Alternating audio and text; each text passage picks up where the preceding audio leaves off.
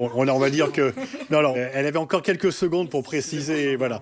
Non, mais c'est le flux du jeu, c'est normal, c'est normal. En tous les cas, bravo.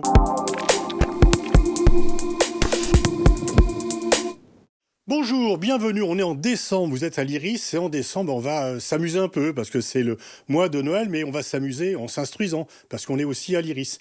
Et donc, on a décidé de faire un champion pour des questions géopolitiques. Donc, je vais faire des petites questions à ces étudiants qui sont tous à IRIS-Sup, qui vont se présenter.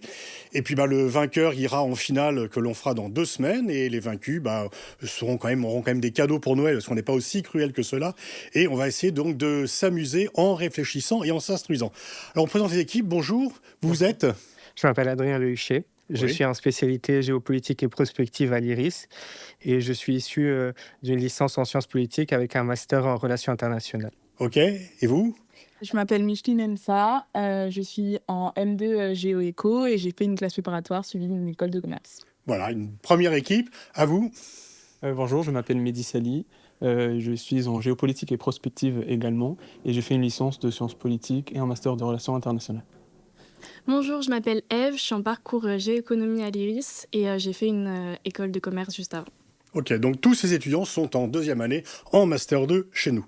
Alors, je vais vous poser des questions et toutes les réponses, vous avez eu ce bouquin, Géostratégique Israël-Palestine, vous l'avez eu tous les cas, c'est déjà en fait un premier cadeau, vous n'avez pas tout perdu, même pour ceux qui n'iront pas en finale. Donc, toutes les réponses sont là. Je pose la question, vous avez 20 secondes pour répondre. Si vous avez la réponse avant, bien sûr, vous appuyez sur le buzzer. Le premier qui appuie sur le buzzer a la parole. S'il a juste, il marque un point. S'il a faux, on donne la parole à l'autre équipe. S'il y a une question qui concerne un chiffre et que vous n'avez pas le chiffre exact, c'est celui qui se rapproche le plus qui aura le point. On va commencer. Première question. Que s'est-il passé le 13 septembre 1993 ? Les accords d'Oslo. Tout à fait, tout à fait. Ils ont été signés à Washington, comme ce nom ne l'indique pas. Les accords d'Oslo ont été signés le 13 septembre 1993 entre les premiers ministres israéliens, le ministre des Affaires étrangères israélien et Yasser Arafat. Et c'était l'espoir d'une paix, puisque Israël, qui auparavant pénalisait le fait d'avoir des contacts avec l'OLP, a autorisé à même négocier un accord avec l'OLP. Il reconnaît l'autorité palestinienne, il ne reconnaît pas la Palestine, mais par contre, les Palestiniens renoncent au terrorisme et les Palestiniens, l'OLP, reconnaît l'existence de l'État d'Israël. Malheureusement, ces accords d'Oslo, qui ont suscité une très grande vague d'espoir lorsqu'ils ont été signés, et vraiment tout le monde célébrait, il y avait des enfants palestiniens qui offraient des fleurs aux soldats israéliens, on n'est pas prêt de revoir cela. Eh bien, entre les attentats du Hamas et l'assassinat de Rabin, les extrémistes israéliens, ces accords sont tombés en miettes par la suite pour arriver à cette situation malheureuse. En tout cas, bravo, vous marquez un point. On en arrive à la deuxième question. Dans quelle organisation internationale la Palestine a été admise en 2011 ? Oui, alors à vous. L'Organisation des Nations Unies, elle a eu le statut de membre observateur. Non, c'est pas tout à fait ça, c'est une autre organisation. L'UNESCO ? Oui, l'UNESCO. Victoire symbolique pour Mahmoud Abbas.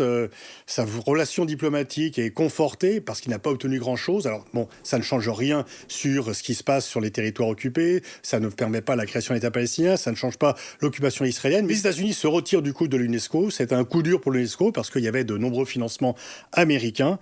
Et donc, effectivement, la bataille culturelle avec cette reconnaissance symbolique pour la Palestine qui va être poursuivie avec, par la suite, participation à la Cour pénale internationale et bien sûr la Palestine qui voudrait être admise comme État membre à l'ONU, ce qui n'est pas le cas du fait du veto américain.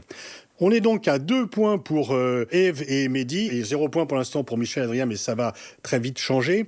Troisième question, quels sont les signataires des accords d'Abraham ? Les Émirats arabes unis, Oui. le Yémen, Oui, non. le Soudan, Oui.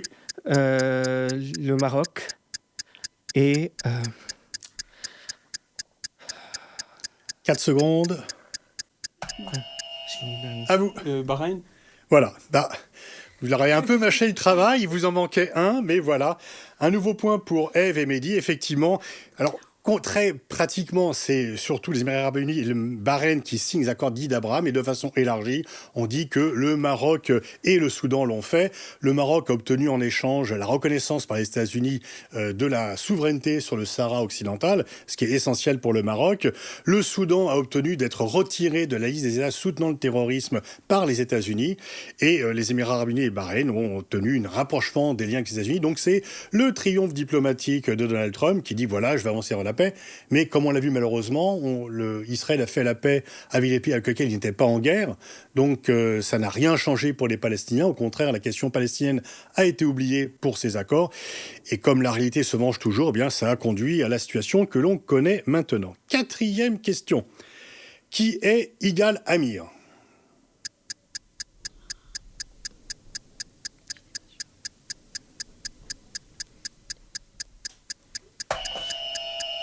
Est-ce que c'est celui qui a assassiné le président israélien Rabin en 1995 Alors il n'était pas président.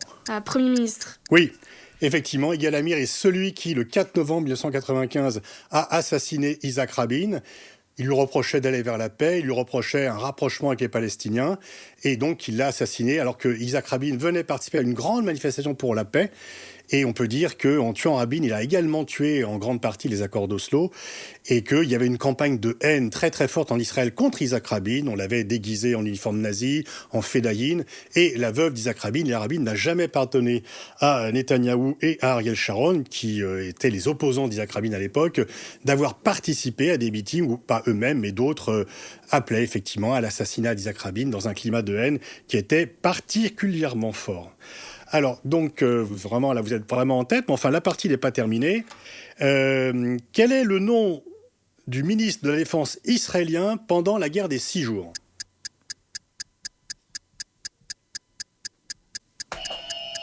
Sharon. Non, Sharon a été mise à défense, mais en 82 pendant l'opération paix, l'opération au Liban, mais en 67, ce n'était pas lui. Shimon Peres. Non plus. Il s'agissait de Moshe Dayan, reconnaissable s'il a perdu un œil dans une guerre précédente, donc il avait en permanence un bandeau dans l'œil. Ça a été le héros de la guerre de 67, puisque c'est une victoire surprise. En 6 jours, très rapidement, l'armée israélienne a démoli l'aviation syrienne et égyptienne, et donc ensuite, l'armée de terre israélienne a pu aller contre les armées de terre égyptiennes et syriennes qui n'avaient plus de couverture aérienne. Et donc, ça a été vraiment son grand succès. Il est rentré dans l'histoire comme le héros d'Israël. Mais malheureusement pour lui, en 73, il était toujours à la tête de ce ministère, et Golda Meir était première ministre pendant la guerre du Kippour. On lui a reproché de s'être endormi sur ses lauriers et de ne pas avoir prévenu, de ne pas avoir empêché, d'avoir été surpris lui-même par cette revanche, ce match retour où, à la fin de la guerre du Kippour, en fait, la situation militaire n'est pas changée, on est revenu au début, mais ça a été un peu de laver l'humiliation pour les nations arabes, de l'humiliation terrible de 67. Alors, on est toujours à 4-0 pour Ève et Mehdi contre Micheline et Adrien. Je passe à la nouvelle question, à l'inverse. Qui était au pouvoir en Égypte pendant la guerre du Kippour ? Anwar el-Sadat. Oui, voilà. Alors, 1 point. Bravo Micheline, bravo Adrien. Vous commencez à refaire votre retard. C'est effectivement Anwar el-Sadat qui était à la tête de l'Égypte en 73. Et puis, donc, en fait, il a considéré qu'une fois encore, l'humiliation de la guerre des 6 jours a été lavée et qu'il pouvait commencer de ce fait à négocier avec Israël parce qu'il avait compris qu'avec l'aide soviétique, il ne récupérait jamais le Sinaï perdu en 67. Et donc, il a fait ce déplacement à Jérusalem. Il a signé les accords de Camp David avec Israël. Il a été exclu de la Ligue arabe parce que les pays arabes ont estimé qu'il avait trahi la cause arabe en faisant une paix séparée avec Israël. Mais lui voyait l'intérêt de son pays, pas la solidarité avec les autres pays arabes. Et donc, c'est pour cela qu'il a signé un accord qui lui a permis de récupérer le Sinaï et surtout d'obtenir une aide américaine importante, plus importante que ce qu'il pouvait obtenir de la part des soviétiques. Bon, ça se resserre un peu, il y a toujours du suspense. En 1974, Yasser Arafat va à la tribune de l'ONU, il lance son discours. Qu'est-ce qu'il avait dans les mains et qu'est-ce qu'il dit avoir dans les mains pour son discours ? 2 symboles opposés.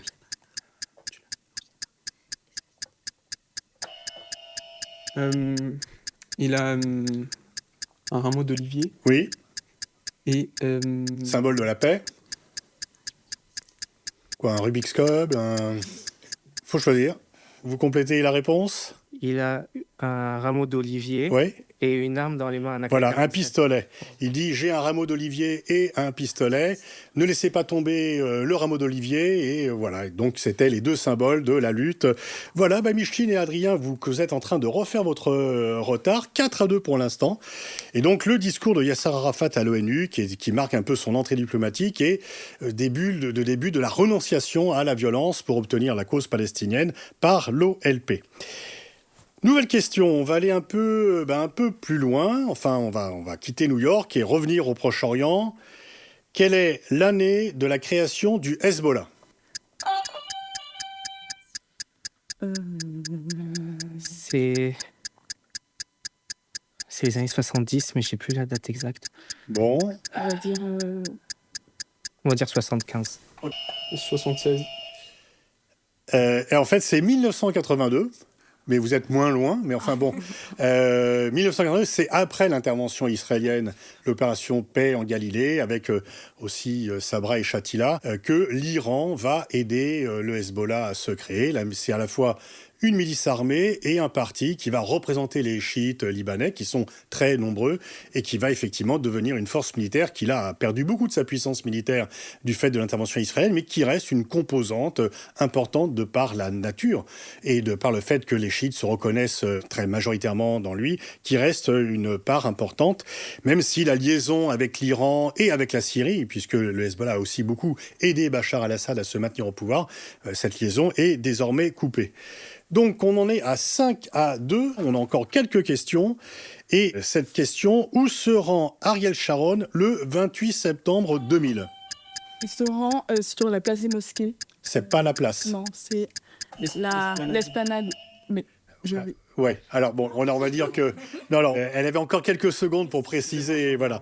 Non, mais c'est le flux du jeu, c'est normal, c'est normal. En tous les cas, bravo pour votre fair play, mais effectivement, on donne le point donc à Micheline et Adrien, et qui a corrigé sa réponse. Alors, nouvelle question, attention, vous êtes prêts ? Les buzzers vont chauffer. Qu'est-ce que le plan Abdallah qui a été proposé en 2002 ?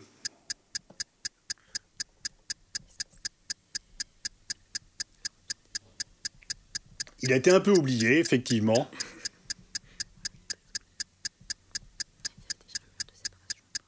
Alors, 6 secondes.